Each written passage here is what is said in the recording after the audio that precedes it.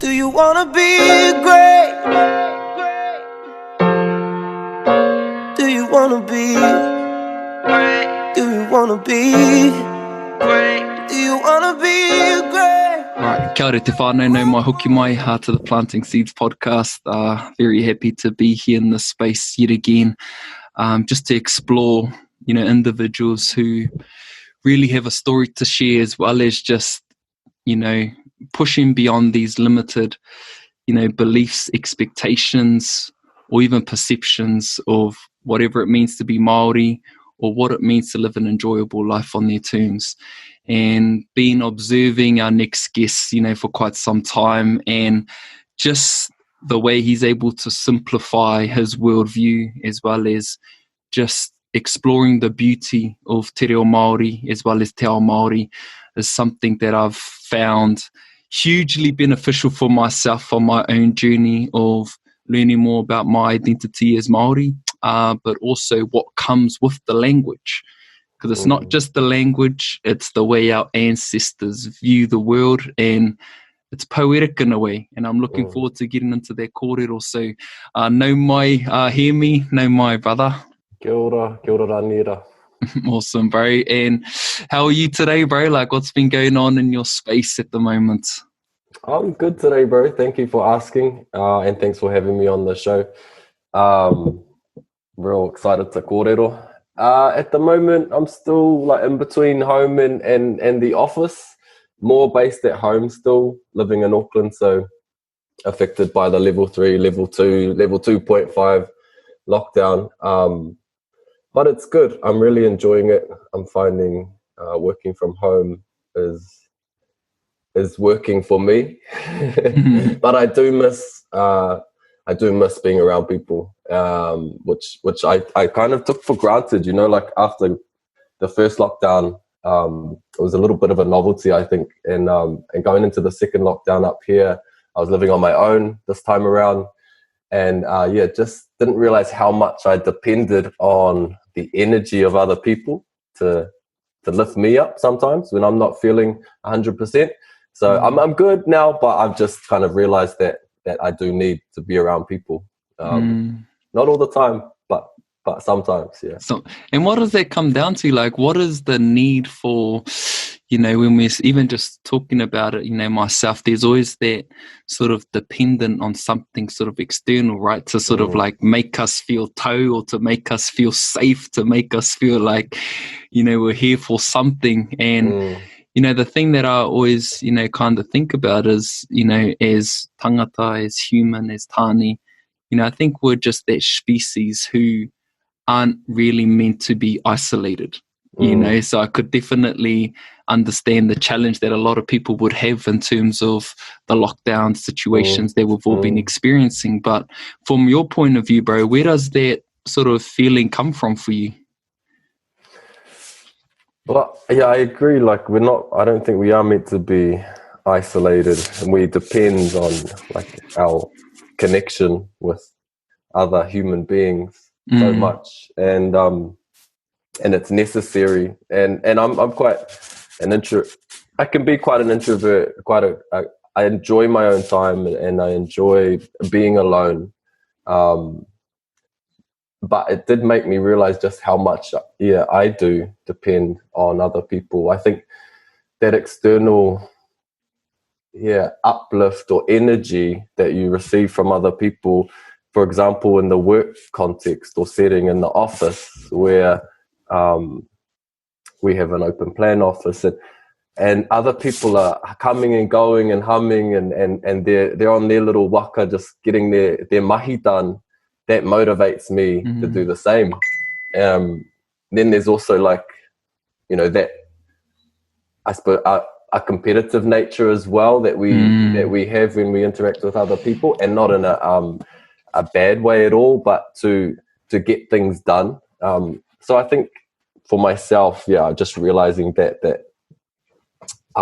that's a very human thing. Yeah, the dependency of other people and the connections we have with them. Yeah, there's a point you raised there, right? That sort of like competitive nature.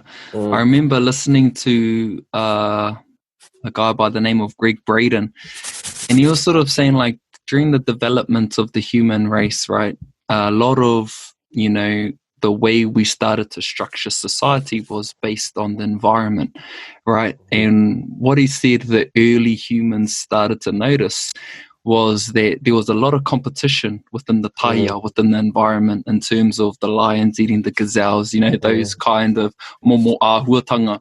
But what he started to say was, because of that competitive nature, that competition or that hierarchy or that power sort of structure at the start, it really started to mold the sense of like greed, you know, the sense of power. Whereas what this matua was saying was, instead of our ancestors or perhaps their ancestors seeing it in that way, instead of seeing it as a competition, nature as well as the taio is more of a collaborative kind of approach, right? It's more of a cooperation kind of approach rather than the competitive nature. And I really enjoyed that whakaaro, you know, coming from a European tāne, but isn't that the way our tupuna always saw things? It was more interconnected. It was more, you know, mutually beneficial. Do you respond or agree with that whakaaro? Yeah, I think the benefit of the collective was always at the forefront of their whakaaro. We were community based, and this individualistic lifestyle that perhaps some of us lead today didn't exist or wasn't as strong as it is today. And I still think we maintain that idea that it's largely within Te Ao Māori that it's for the community or the benefit of the collective. And you just have to look at the marae and the way we operate on the marae. There's a balance between roles, and, you know, they all collab in some way to make things happen. And without, you know, the people in the back, then there'd be no point to having the people in the front, and vice versa. So I think definitely we've always been that way inclined, and still today we are, rather than, you know, living individualistically, which is hard to sometimes I find that it's hard to balance, because, you know, we live in, I'm talking in general, we live in, you know, these little sections in these houses by ourselves or with our individual whānau. You know, we don't live communally largely anymore. And so I think it is a conscious effort to continue to remind ourselves of that, of how we operate as a people. Yeah, really, really tautoko, and love that whakaaro e hoa.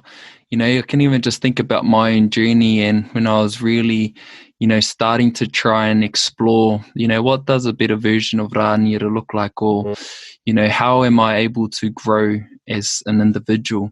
And what I started to notice was there was only so far that I could go by myself. It wasn't until I started to open myself up to collaborate, you know, building new connections and really moving more into a space of we rather than I.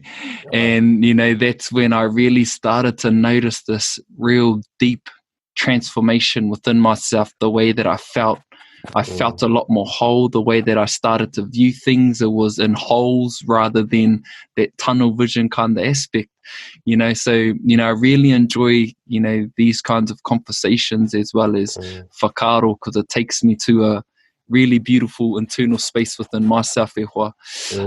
But if we were to strip it right back before we get even more hohonu, you know, why don't you open us up, bro? Like, for those who may not be aware of you, you know, ko waikoe, bro, no hea koe. Kia ora. Te taho taku whae no Ngāti Maniapoto ahau, no Ngāti Tahu Ngāti Whāua hoki. So on mum's side, I have ties to, well, I'm from Ngāti Maniapoto, yeah, and but also have ties to Ngāti Tahu and Ngāti Whāua. My hapu is Ngāti Unu, my marae is Te Kōpua on our Maniapoto side. And taho taku papa, dad's first generation Irish, first generation Dutch. So my grandparents on that side both immigrated to Aotearoa when they were young adults. So grew up in a very multicultural whānau where mum was like very insistent on us knowing who we are as me and my sister as Māori and our identity as Māori. But there was also a lot of influence from my Irish grandfather and my Dutch grandmother as well, which was really enriching, and I'm really lucky to have that sort of upbringing. So knowing who I was as a Māori, as an Irish person, as a Dutch person, or descendant of Irish and Dutch people, but also as a New Zealander. My main mahi is teaching te reo at the moment, and that's been a passion of mine for a long, long time. Yeah, since I was little. I wasn't brought up speaking te reo. I learned as a teenager.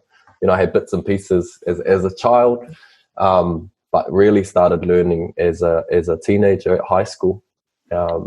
And the hunger just grew more and more as I learned more for our language. Yeah.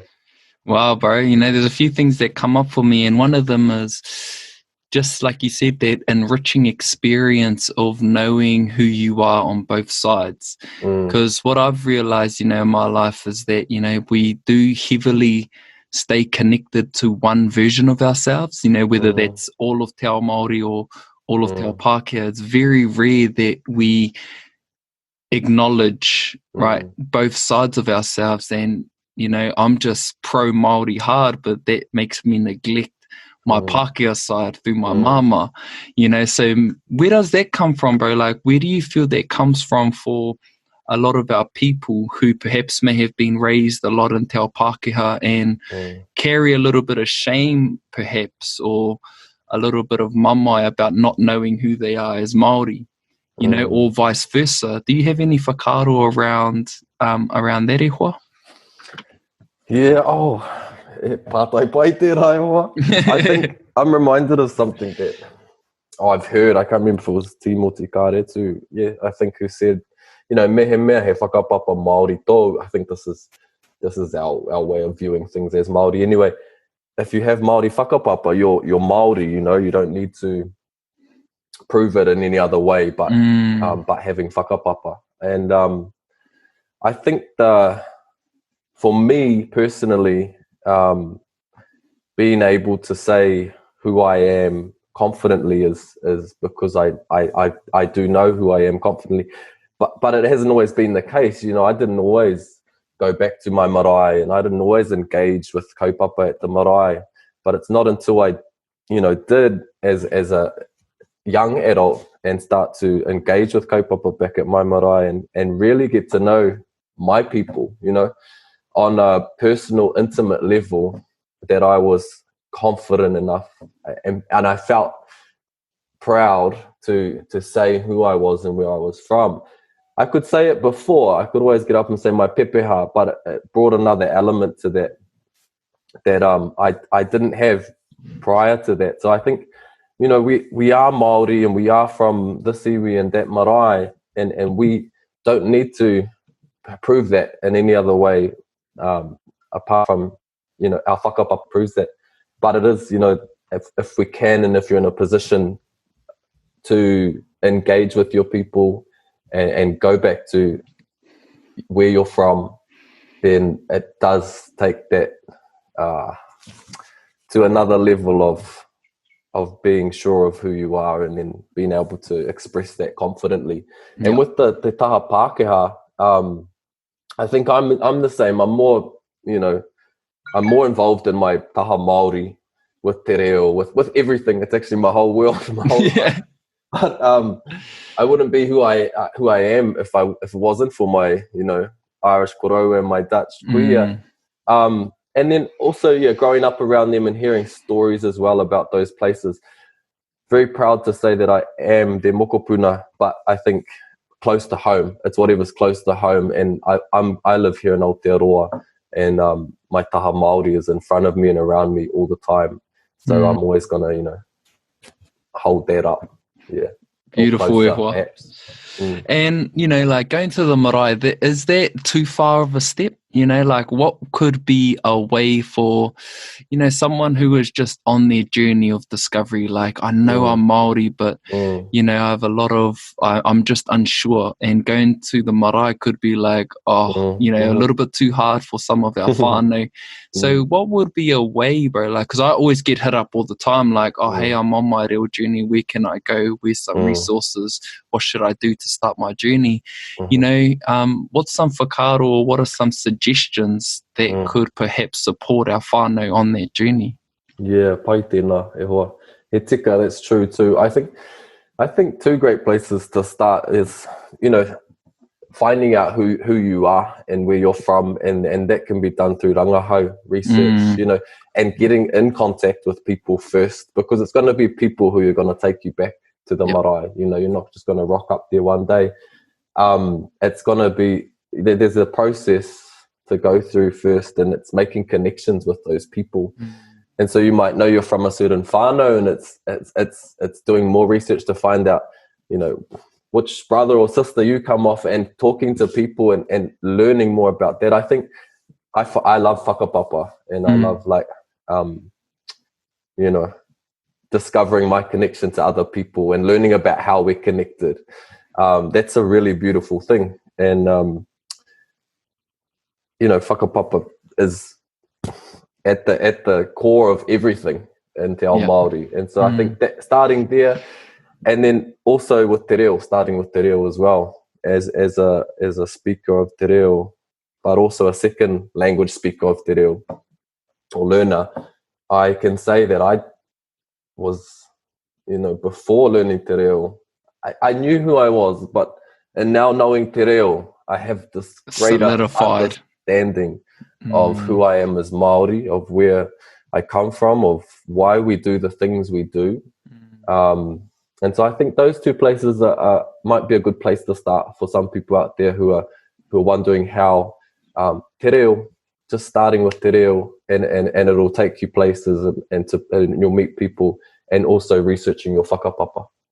Beautiful, e hoa. And I think there's one thing that I want to add, and it's just like, you have to really be open to pushing those emotions that are preventing you from even starting. You must push those to the side, or you must also just accept, all right, this is going to be difficult for me to, you know, put my pride down and just ask, you know, for tautoko, because you're so right. You know, once you start to really just engage with some whānau members, or you just hear stories about, you know, where you're from, then that's one thing that I felt I was really drawn to, because after high school, I went and lived over in Australia for 5 years, and through that 5-year period, I felt like I just became so distant that it felt like I was there my whole life almost, in terms of how disconnected I became from my taha Māori. And when I moved home, you know, 4 years ago, it was stories that really made me, it reignited, right, that feeling of like, wow, even though some of the stories I heard I don't have whakapapa to, just the idea of me knowing that Māori blood runs through my veins, I could connect to those stories very deeply. And that's what, you know, that kupu whakaora, right, that's what really revived my passion for Te Ao Māori. So, you know, just to add to what you have said, it's, you know, whakapapa, connecting with whānau, as well as pūrākau.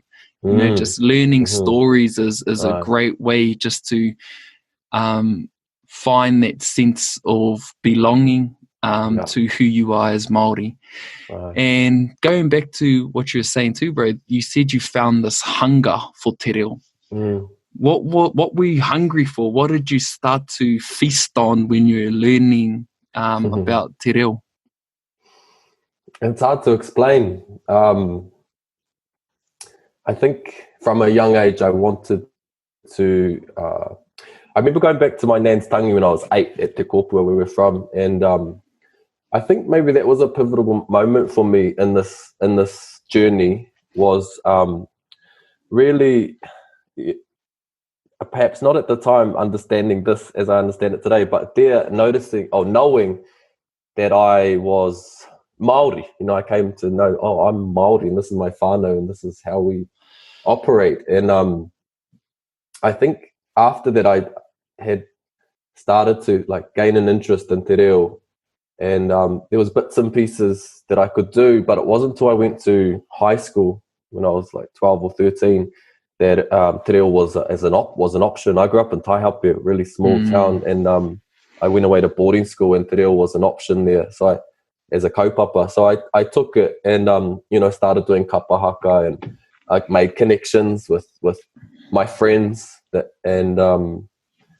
the more I learned, I think the more I wanted to know, the more it was kind of like te kuaha ki te ao Māori for me, you know, that door into a Māori world and getting to know a Māori world view and everything else that goes with that. And kapahaka was a big part of that as well. But yeah, I think just you fall in love with it. And I think other people have spoken about this that I've talked to, their experience in learning te reo. They kind of just fall in love with the language. And that's all I can say. Like, it's hard to explain. Yeah. I love that. I love that, Ihoa. And the thing that I think about, you know, because I have an understanding of te reo Māori, but I wouldn't consider myself fluent because I feel conversational te reo Māori is different to learning te reo Māori. And I think I can't hold a conversation confidently, right? Depending on the person, I would enter that space. But if I'm with someone who's matatau ki te reo, I just get whakamai ass. But the thing that I do like what you're trying to explain, it's right, because it's not just te reo Māori, is it? God. There's so many different layers to what comes with it. And the thing that I really enjoy is, like, a word has many meanings in te reo Māori. And with that meaning comes like a picture.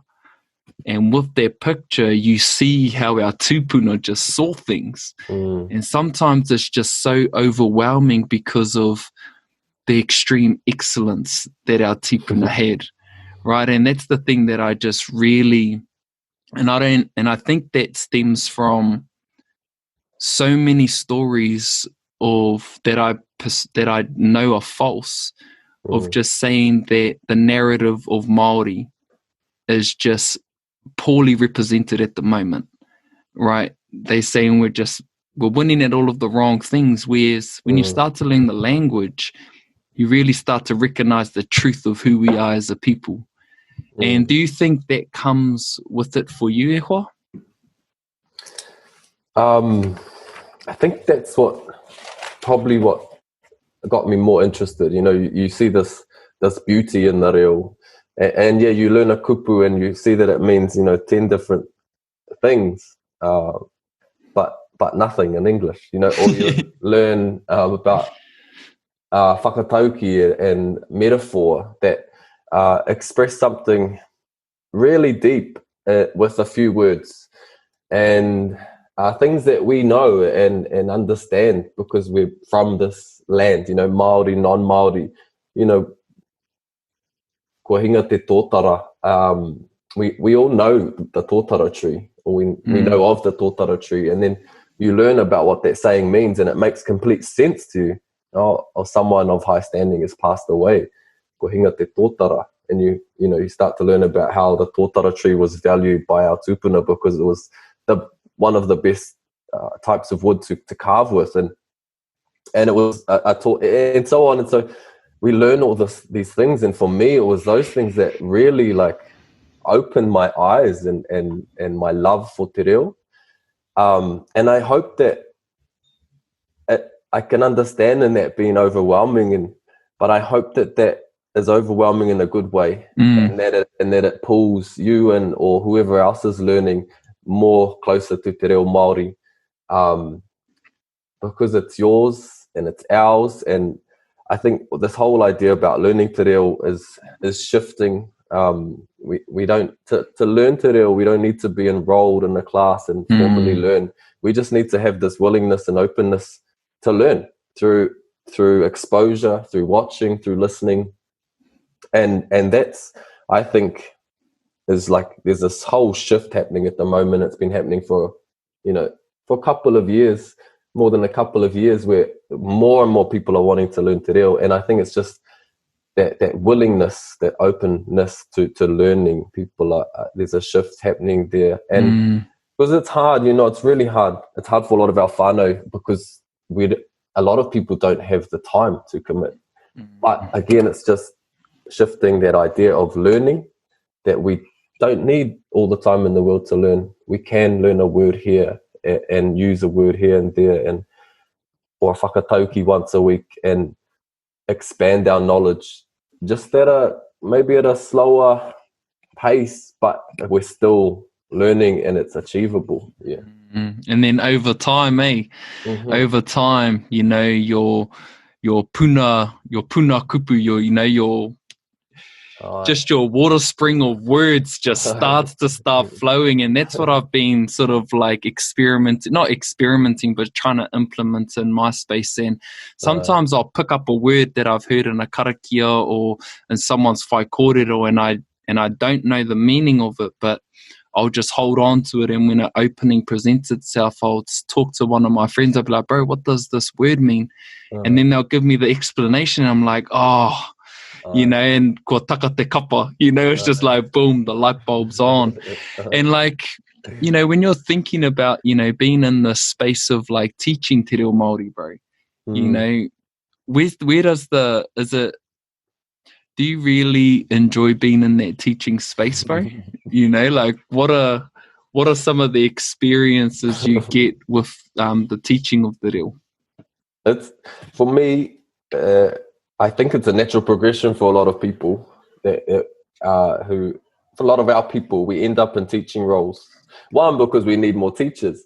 But when you start to learn te reo Māori, I mean, there's so many places to go with te reo, but that's often a main pull for a lot of people to go and teach.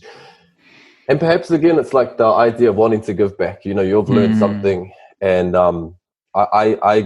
I get a lot out of that, of being able to give, because I was there once, where these people are coming and sitting in front of me and wanting to give what I've learnt, to them, to honour the people who gave it to me, and also honour our reo. And so there's a lot that I get from that. There's a lot that I get from seeing someone go from here to here, and not everyone goes from here to here. They go to here or wherever it's right for them at that time, and that's beautiful as well. Learning through teaching is a huge part of it. I've always learnt as I've taught, and I think there's a few things, and with that, one, I'm a bit of a perfectionist, and I don't like to I don't want to look like a fool, but I'm not afraid to say that I don't know, So before I get up and teach something, I'm going to make sure I know what I'm talking about, do my research, and so I learn, as I teach. But if I don't know, of course, I'm going to say, I don't know, but I'll find out. Or that's homework for us. So there's all of that comes into it that I love. I think the only thing that I'm still a baby in this, like te ao whakaako, teaching 7 years in at AUT, and I'm reaching a point where I'm going, do I want to do this forever or for the rest of my life? Because I'm feeling a bit tired, and I'm feeling like I want to change, my path. It'll still be with te reo, but I don't know what it'll look like, and I hope that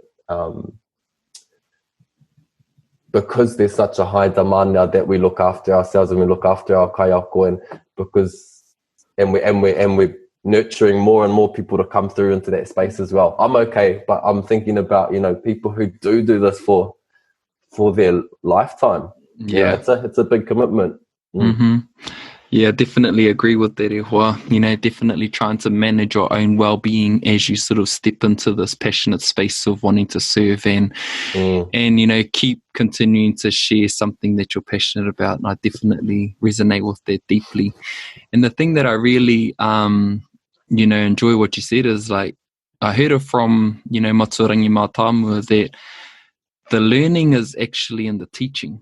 Like the more you can share whatever mātauranga that you do have, the more that you're actually learning, and I hard out resonate with that, bro, because that's why I like to give so much, because it helps me remind myself of the lessons. And, knowledge isn't there to be held in like the safe that no one gets to sort of enter unless they have the key. It's like, nah, man, knowledge is really there to be moved around, to be passed on, to be shared, because if it's worked well for you, there's a reason why you've been able to retain that particular mātauranga, right? And for me, it's like there's an obligation there, to continue to allow that to resonate with other people.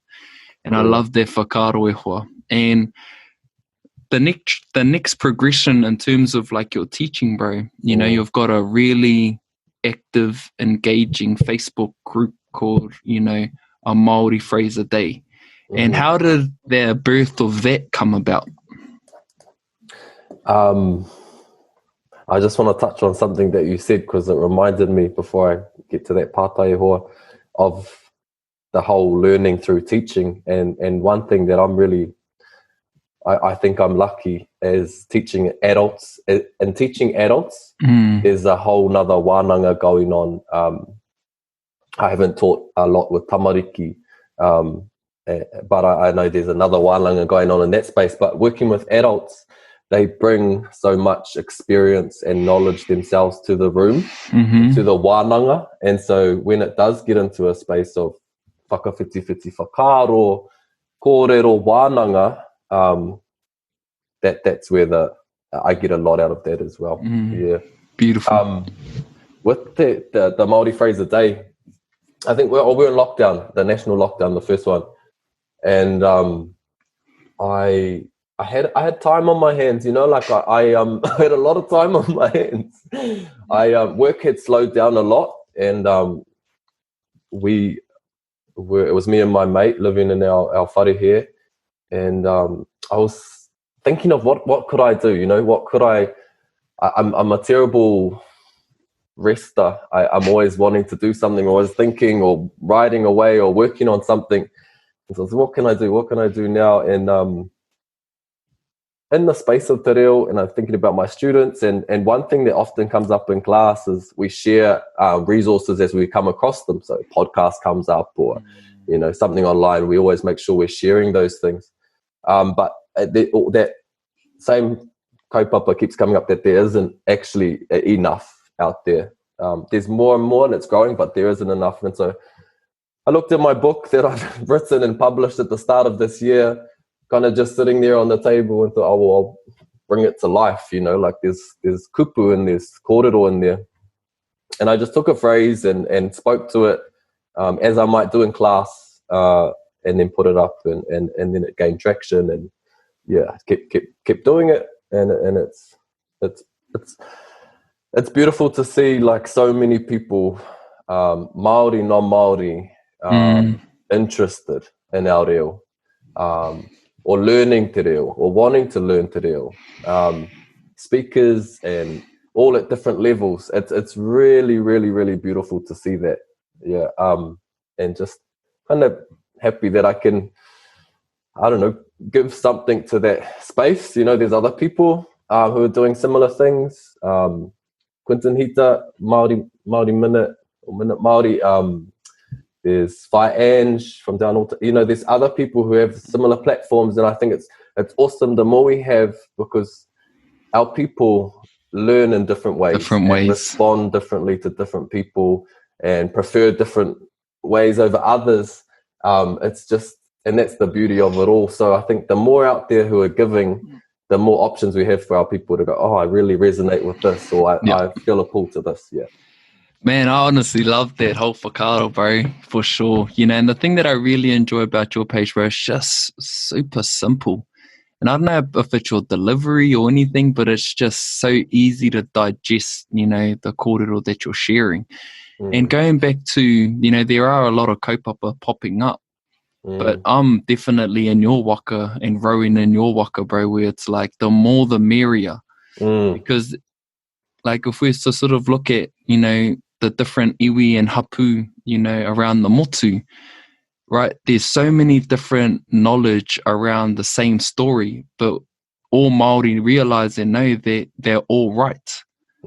There's nothing that's wrong out there. So it's, for me, it's like the more kaupapa that are out there, it's like, it's not about one-upmanship or getting further than the other. It's like we're all going in the same direction. So the more options of learning, the more that we can cover in terms of encouraging our people just to claim their identity or learning more about themselves. And I just watched one of your recent videos, and there were some ways to acknowledge people based on the environment, right?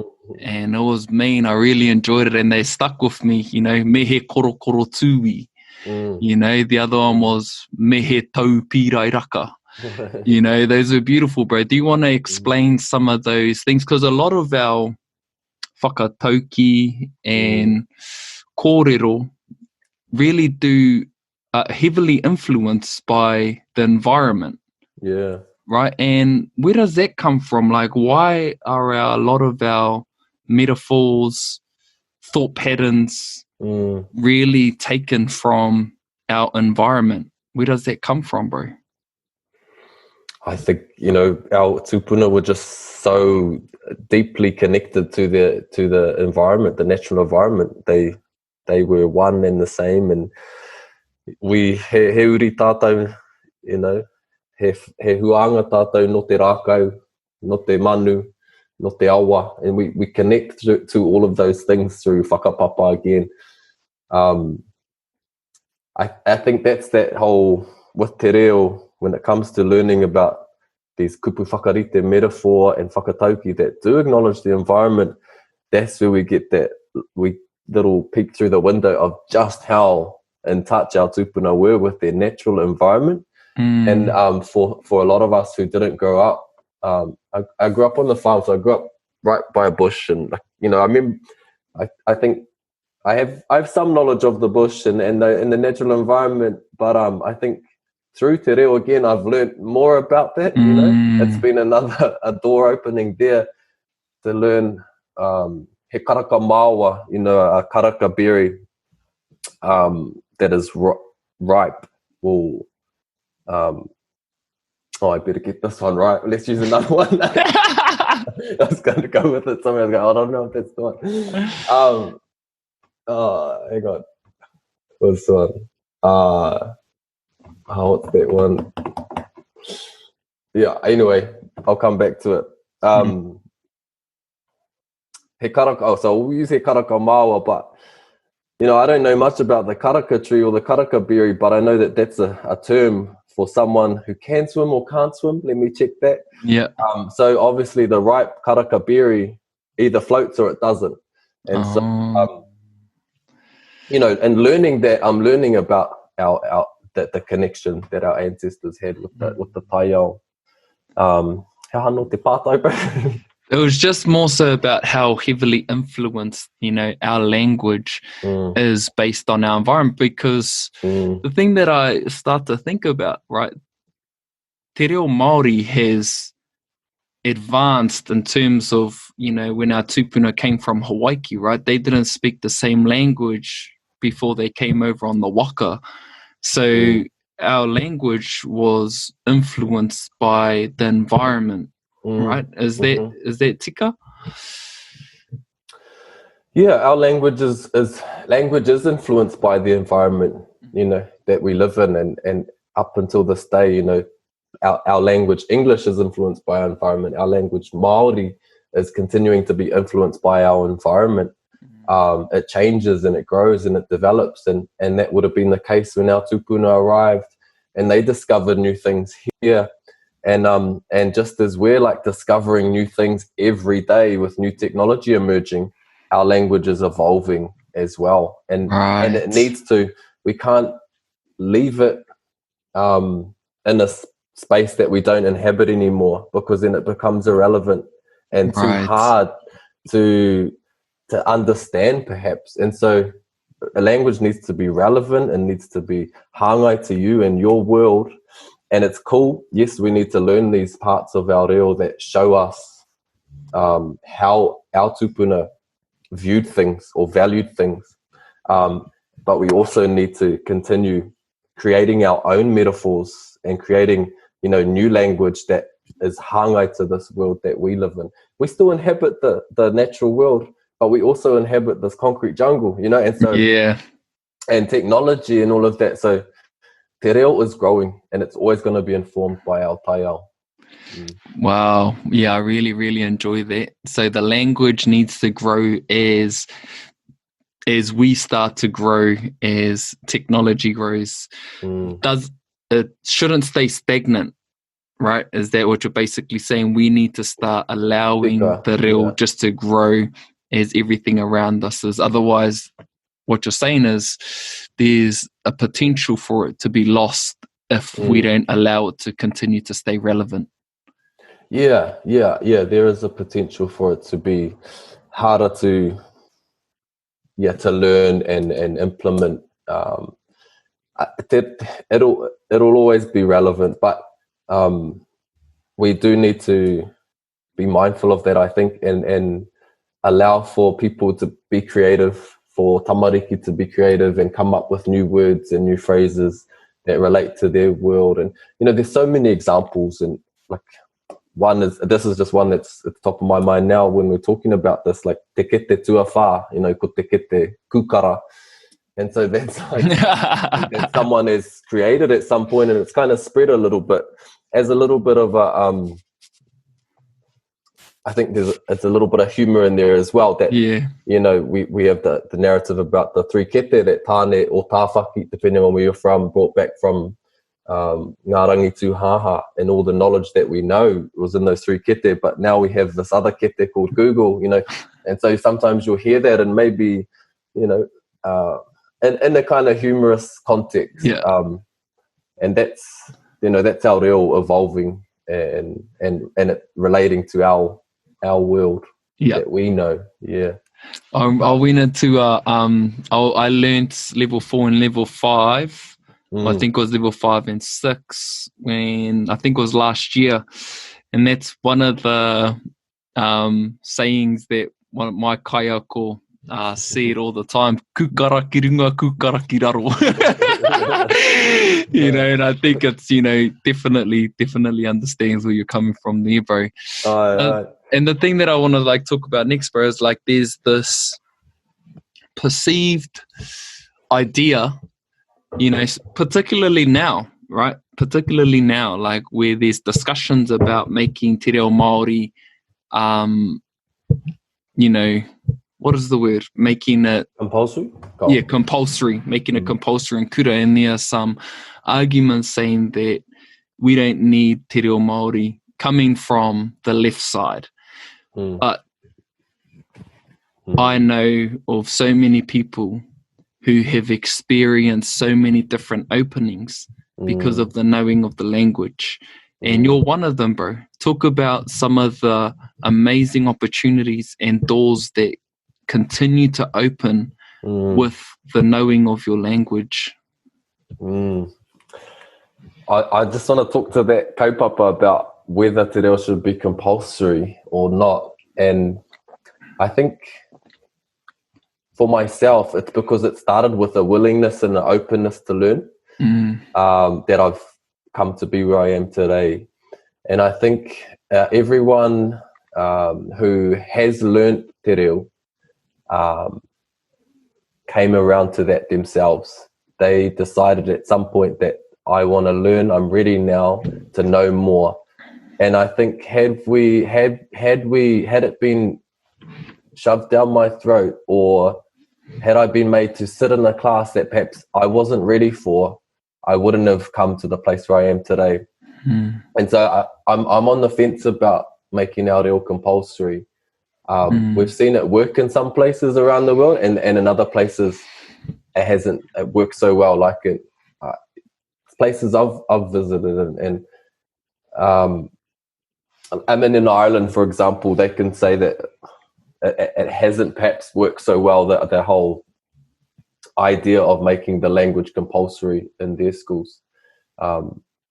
So yeah, on the fence about that. I think for me, it's and for others, there was a willingness and an openness and a wanting to learn. And I think we need to be patient and then hope that more and more people are going to come around to that. As we're, the snowball effect, as we pick up momentum and te reo is more visual, it's seen, it's heard more. There's people in the public in different spaces who are championing te reo, that has an effect, and they influence other people, and people go, oh, so-and-so's learning, I might learn, and so I think as time goes by, we're going to be all right. So that's where I'm at with the whole thing about making our reo compulsory. I've been lucky, just going back to what you said about where it's taken me. I've been really fortunate to have, or to be able to be, paid, to teach and do something that I love. It's my livelihood, and it's introduced me to a lot of beautiful people and taken me to spaces like here in Aotearoa and also overseas. That's awesome. The thing that I really enjoy, bro, is just your transparency about that particular kaupapa. And, the more I think about it, like, you're right. But what's a way, for whānau who really support this idea? Perhaps it's not really in the kura that it needs to be enforced, Perhaps it's about normalizing the whole whakaaro of it at home. Or potentially, how do you normalize the learning of te reo Māori rather than having to choose it? It should be like a secondary nature. So is that sort of like at home, going through primary, as opposed to just not having any te reo Māori anywhere, and then suddenly making it compulsory at kura, at high school. So there are a different sort of like grey areas of how to make that a more of a sustainable approach, because I think the outcome, right, is to uplift the language, not necessarily something you want people to start to go against because they have to do it. So is the mauri and the mana of the reo the most important thing, or is everyone having to learn it the most important thing? So I definitely see where your kōrero's going, bro. I understand that as well. Or perhaps it's just, change the word, Stop using the word compulsory, and then we change the way that looks. What does that look like? Or have that kōrero about what does that look like? Yeah, exactly. Like that, Ruhua. Love that. So just to wrap us off, bro, I've really enjoyed our kōrero, and where you've taken us in terms of learning the broader scope of te reo Māori as well as our identity. But if you have any final kupu, bro, if a whakatauki comes to mind, or if there's a person in mind who is on the fence about wanting to learn more about themselves or the language, what are some final words that you might like to share in this space, bro? Bye. E mihi ana ki a koe hoa. I've really enjoyed our kōrero as well.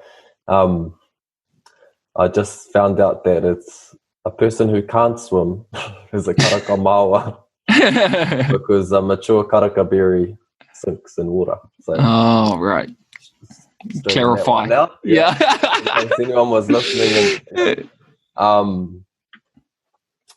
had a kōrero with an ex-student of mine, now a friend of mine, a beautiful wahine, Jennifer Ward-Leland, a couple of weeks ago on my podcast, Everyday Māori, and she said something that really resonated with me about learning te reo Māori as a non-Māori, and because I'd asked her about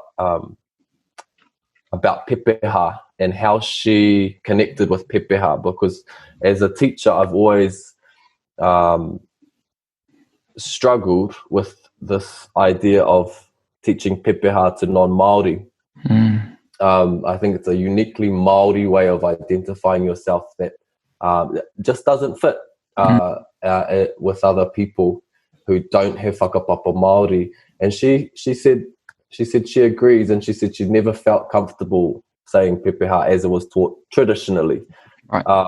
She said Māori have a connection to the land, to place and people through whakapapa, and as a Pākehā, she doesn't have that, but what she does have is a connection to land and place through lived experience.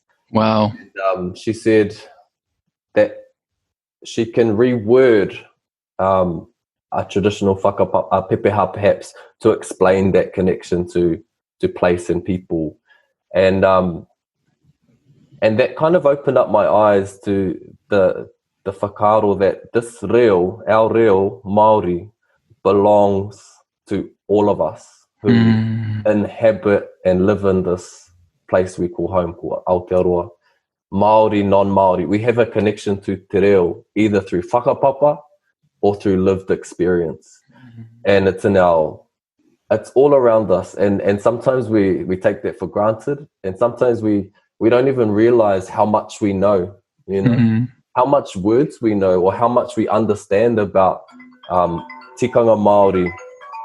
And it's in the bird names, it's in the tree names, it's in our place names, our people's names. And I think the more we make people aware of that, both Māori and non-Māori, that this is your reo and you have a connection to this, and you actually know this much, you know about the story of whakatane and how that, and so on, that people go, yeah, this is my reo, and feel a little bit empowered and feel a sense of pride in that. And so that's what I want to leave with anyone out there who is maybe unsure or on the fence, that this reo belongs to all of us who call this place home, Aotearoa. And the more the merrier. Yeah, I go back to that, what you said earlier, the more the merrier. It's going to take a lot of us to get our reo to a space where it's going to be safe and it's going to live on for generations to come. Ooh, that's beautiful, bro. And yeah, I just want to add just to the people, that you were speaking to, it was that, you deserve, deserve to be able to know your language. You deserve to, enter into this beautiful way of viewing, this interconnected worldview that our tupuna had. And there was one, I don't know a lot, but what I do know, it empowers me so much. It gives me so much confidence in this knowing of who I am as Māori and what that represents, not only to myself, but, to my whānau. My mama and papa didn't have as much luxury as I've had to have this passion to learn, and just being able to be in a space where they can see me really trying to uphold te mana of te ao Māori. I know how much it means to them and what it'll mean for my tamariki. I love it, but there's this sense of obligation that I'm willingly receiving. Just to continue my journey as a tāne Māori. But e hoa, thank you so much for just generously sharing your kōrero, your mātauranga, about the language and what it means to you. So, anei rā ngā mihi e rere ana ki a koe e hoa. Really continue to encourage you with all the beautiful mahi that you're doing. To the whānau who are watching or listening, really head on over to A Māori Phrase a Day on Facebook. Like I said, it's really simplified, amazing kōrero that anyone could really understand. So, Brother Hemi, thank you so much, e hoa, and hope to connect with you again sometime soon. Tēnā koe e hoa. Ngā mihi nui. Ngā mihi. Mauri ora.